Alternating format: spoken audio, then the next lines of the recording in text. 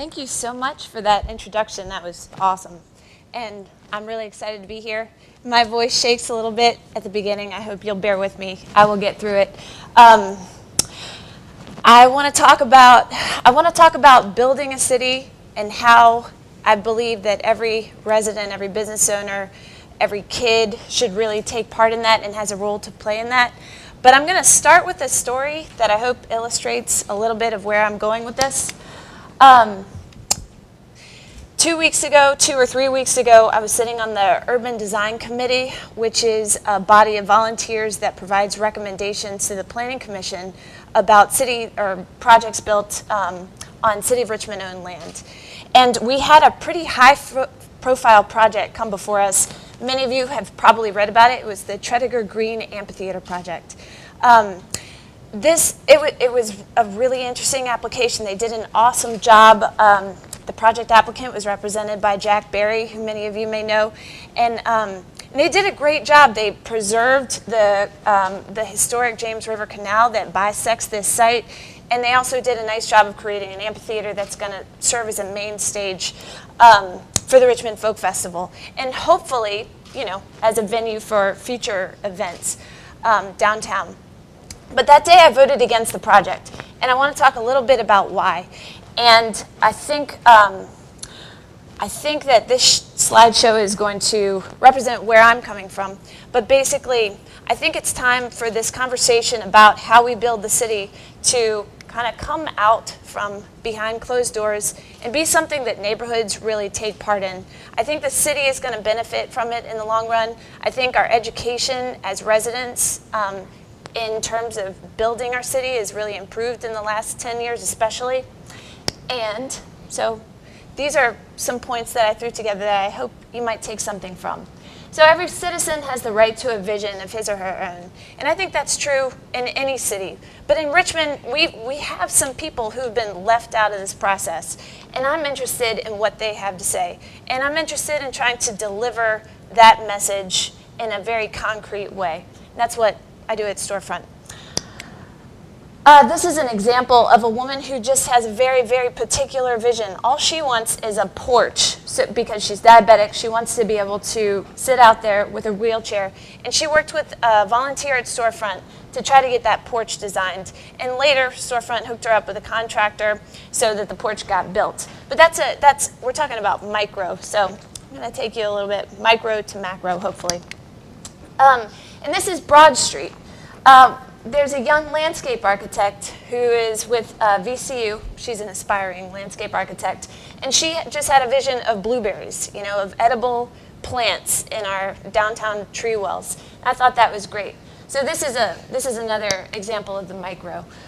So people in a city are empowered to the extent that they're able to pursue their vision. John mentioned the community of Fulton, which I'm really interested in, because this community was actually demolished in the 1970s. It was one of Richmond's most beautiful neighborhoods. And now we're working with the residents to build a park that's going to tell the story of urban renewal and what a failure it is. That's, was. Anyway, sorry. A lot of urban planning education went into that statement. And you'll just have to take my word for it. It was a failure. It was in the 70s. You've heard about the RMA going through Jackson Ward and Randolph as well. In this case, there was no highway. They just took the neighborhood out. So there's some former residents. Spencer Jones is right here. You've probably seen him. Fulton is the birthplace of Richmond. That's what he'll say. And he's working with Malachi Mills. And this is just an example of, I think, the success of a true conversation happening. What they're standing on is the granite curb that used to be in Fulton. So now we're building a park to memorialize that. This is another example of that same project. And this is Gillies Creek Park, which is close by. So a city is the sum of the activity of many people pursuing many visions. Obviously, sometimes they don't correspond. Spencer was in his house, the last guy standing, when the city came through and demolished everything. And we have to deal with that in an honest way. And I think that's kind of my larger point. So this is an example of one vision. This woman who is obviously in a wheelchair, had a vision of handicap accessibility to the James River so she can take her kayak in. That was a Storefront project. This is an example of a mural in the Shockoe Bottom District. I'm going to go ahead and go through.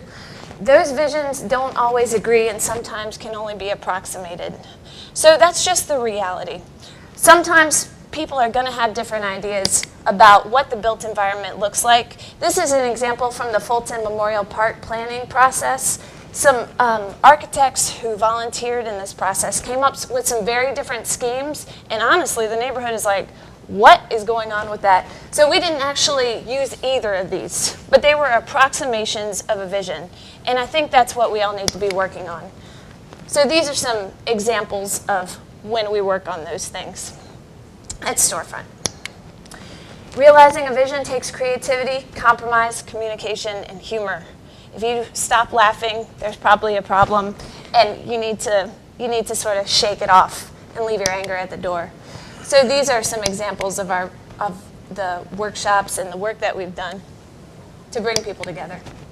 And it takes practice. And if there's anything that I can leave with you today, I hope it's that you'll see Richmond not just as a static city, but a city that you practice in, and that you practice with your neighbors in, and that you become a part of this dialogue, which is not actually just for urban planners, it's for everybody. So just take part in that. Thank you so much.